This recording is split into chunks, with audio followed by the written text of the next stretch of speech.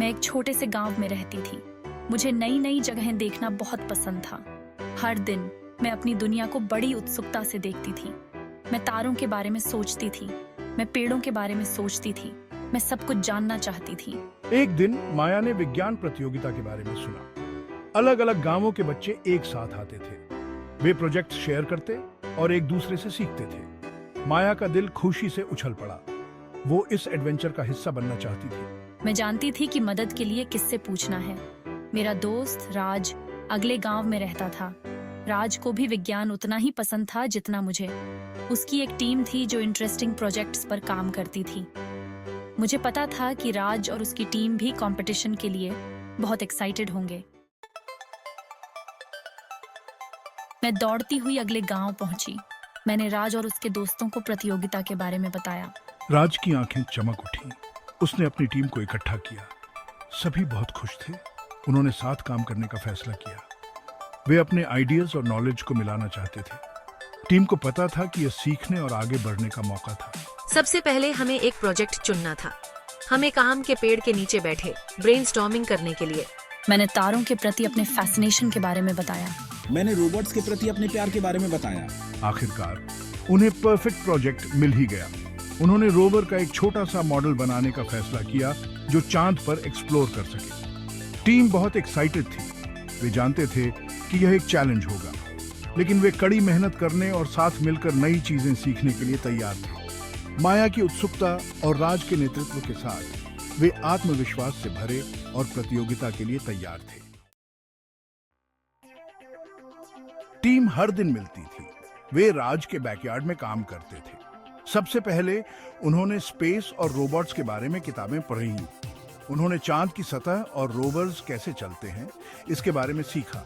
हर दिन नई खोज लेकर आता था। माया को अपने गांव से परे विशाल ब्रह्मांड के बारे में सीखना बहुत अच्छा लगता था। राज के दोस्त बहुत पेशेंट और हेल्पफुल थे। उन्होंने माया को सर्किट्स और बैटरीज के बारे में सिखाया। मैंने रोवर के डिजाइन के बारे में अपने आइडियाज शेयर किए। उन्होंने साथ मिलकर काम किया। उनका उत्साह हर दिन बढ़ता गया।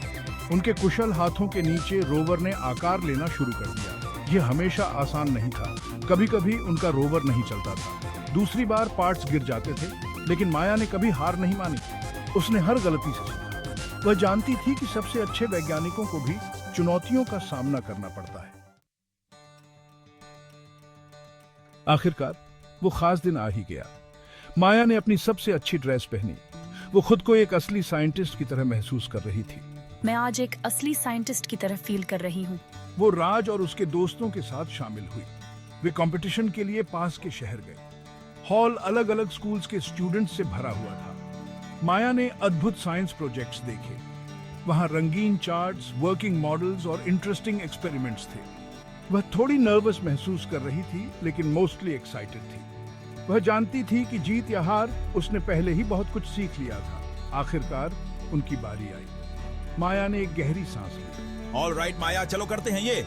उसने और राज ने जजों के सामने अपना रोवर प्रेजेंट किया। उन्होंने बताया कि यह कैसे काम करता है और उन्होंने क्या सीखा। जज मुस्कुराए और सवाल पूछे। क्या आप हमें इसके बारे में कुछ और बता सकते हैं कि आपने इसे कैसे बनाया माया? हाँ, जरूर। हमने रिसाइकल्ड मटेरियल्स का यूज किया और इसे सेंसर्स का उपयोग करके नेविगेट करने के लिए प्रोग्राम किया। माया ने कॉन्फिडेंटली उनके सवालों के जवाब दिए। प्रेजेंटेशंस के बाद जजों ने विनर्स के नामों की घोषणा की। माया की टीम फर्स्ट प्लेस नहीं जीत पाई, लेकिन उन्हें उनकी क्रिएटिविटी के लिए एक स्पेशल प्राइज मिला। हमें क्रिएटिविटी के लिए एक स्पेशल प्राइज मिला। माया खुश थी। असली प्राइज जर्नी थी, डेस्टिनेशन नहीं। उसने एक चैलेंज का सामना किया था और बहुत कुछ सीखा था। उसने एक टीम के साथ काम किया था और नए दोस्त बनाए थे। तुमने बहुत अच्छा काम किया माया। हम सभी ने अच्छा किया। सबसे महत्वपूर्ण बात, उसने सीखा कि विज्ञान केवल टेक्स्ट बुक्स के बारे में नहीं था। यह एक्सप्लोरिंग, डिस्कवरिंग और अपनी क्यूरियोसिटी को कभी न छोड़ने के बारे में था। माया को एहसास हुआ कि सीखना अपने आप में एक रिवॉर्ड था। यह जीतने या हारने के बारे में नहीं था। यह खोज की खुशी और कुछ नया समझने की संतुष्टि के बारे में था। एग्जैक्टली माया, डिस्कवरी की खुशी ही सबसे बढ़िया होती है।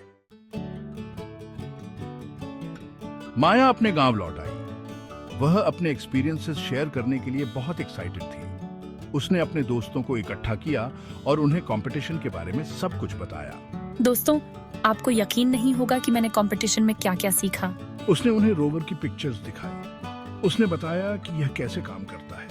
माया के एडवेंचर ने उसके दोस्तों को इंस्पायर किया। उन्होंने महसूस किया कि एक छोटे से गांव के बच्चे भी बड़ी चीजें हासिल कर सकते हैं। उन्हें बस क्यूरियोसिटी, डेडिकेशन और अपने आसपास की दुनिया को एक्सप्लोर करने की हिम्मत चाहिए। अगर हम क्यूरियस और डेडिकेटेड रहें तो हम सब बड़ी चीजें हासिल कर सकते हैं। माया की कहानी पूरे गांव में फैल गई। वह एक रोल मॉडल बन गई जिसने सभी को दिखाया कि सीखने और एक्सप्लोरिंग की कोई सीमा नहीं है। और जैसे ही उस रात माया ने तारों की ओर देखा, उसने जान लिया कि उसकी खोज की यात्रा तो अभी शुरू ही हुई है।